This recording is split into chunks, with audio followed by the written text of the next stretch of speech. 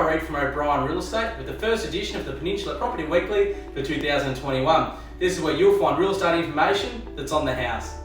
Despite 2020 being an unusual year for all, Mornington still saw a 9.8% increase in the median value of its homes.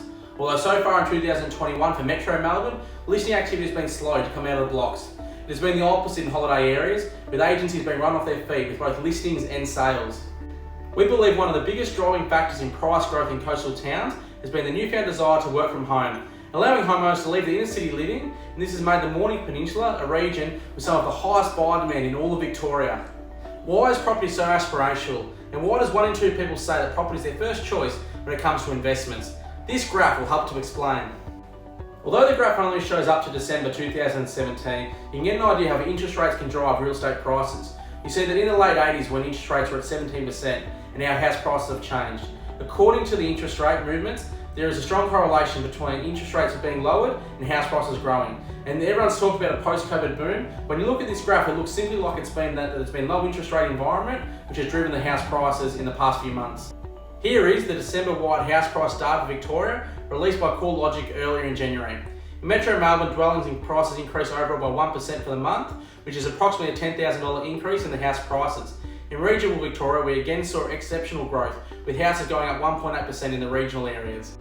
Moving on to the O'Brien Real Estate numbers for the week.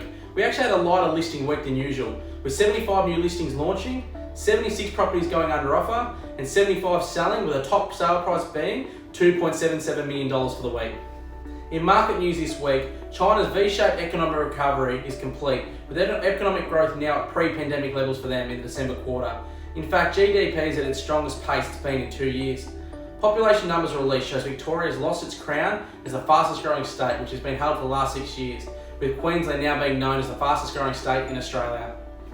Home loan mortgage deferrals fall to a quarter of their peak, according to Labor's APRA figures. Frozen mortgages are now down to $50 billion, whilst frozen business loans are down to $7.6 billion from a peak of $195 billion and $55 billion respectively earlier in 2020. The Australian Bureau of Statistics has reported council approvals to build new homes has risen by 2.6% to a 28-month high in November. House approvals rose by 5.9%, but apartment approvals have fallen by 3.9%. Now to the 2 new properties I have hitting the market this week.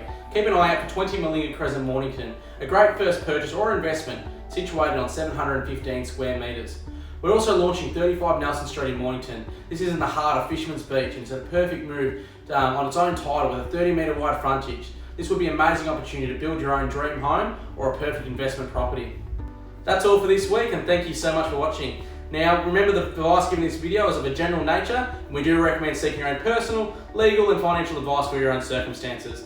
But thank you again so much for watching. I look forward to seeing you next week for the next Peninsula Property Weekly. Thanks for watching.